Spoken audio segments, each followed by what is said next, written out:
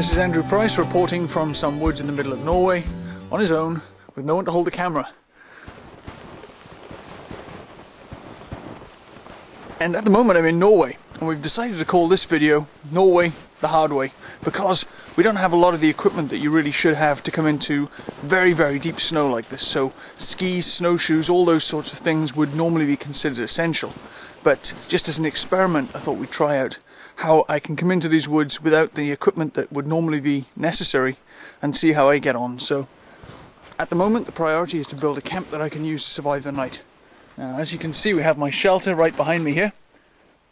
Now, it's a tarp shelter. It's not ideal for this sort of circumstance. Now, the reason for that is because if it snows heavily during the night, the snow will build up on this, it'll probably collapse. So at some point in the night I may have to readjust this, but it'll do for now. It'll keep any falling snow off the trees away while I light my fire. So in a spruce forest like this, one of the best places to find dry, usable kindling is on the lower reaches of the tree, because where the sunlight doesn't reach, the branches die off, and you have a lot of these young twigs which have died and dried off because they're away from the ground, and they're perfectly dry and usable as kindling. So that's what we'll do. We'll just start breaking a few of these off, give them a tap, get the snow off first of all.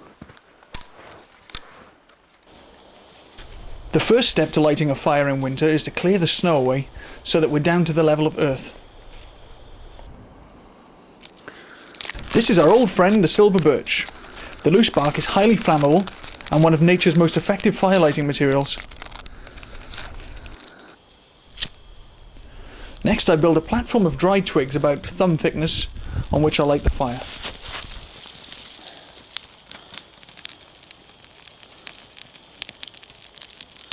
Building an emergency shelter is the second most important skill for winter survival. I start by cutting a strong supporting pole which will form the main ridge of the shelter.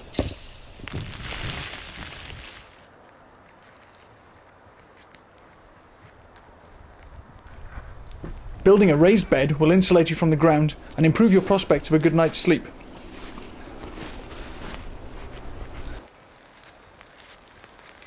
The shelter and bed are covered with spruce boughs which improve the insulation.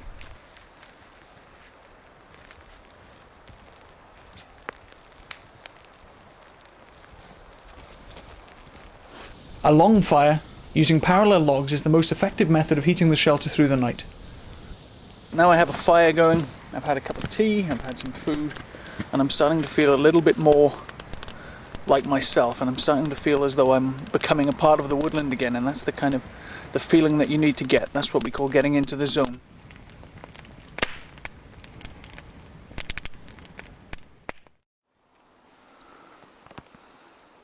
Morning. So just woken up.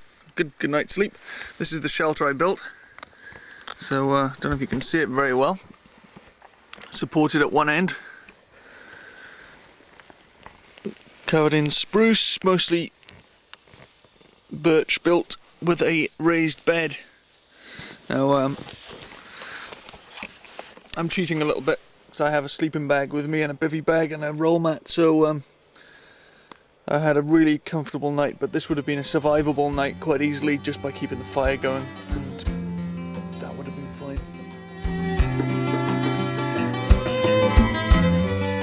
The A to Z of Bushcraft is now out on DVD. Support the series www.azbushcraft.com.